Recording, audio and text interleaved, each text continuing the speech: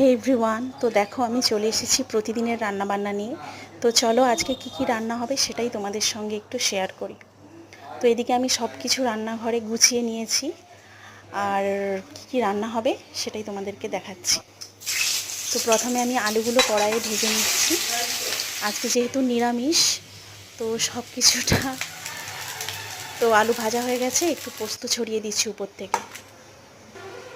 তো এবার আমি ভেন্ডির পোস্ত করব, তার জন্য আমি তেলের উপর ভেন্ডিটা দিয়ে দিলাম। তো ভেন্ডিটাও ভাজা হয়ে গেছে, তো পেঁয়াজ কুচিটা দিয়ে এবার আমি পোস্ত বাটাটাও দিয়ে দিলাম।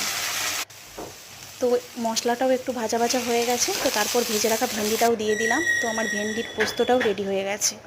তো এদিকে কড়াইয়ের উপর তেল গরম করে কিছুটা সয়াবিন ভেজে নিয়েছি, ওই কড়াতেই কিছুটা পাঁচফোড়ন অ্যাড করে আলু আর পটলটা ভেজে নিয়েছি। তো তারপরে একটু আদা বাটা দিয়ে দিয়েছি, তারপর ওই সেদ্ধ করে রাখা ডালটাও ওর উপর দিয়ে দিয়েছি।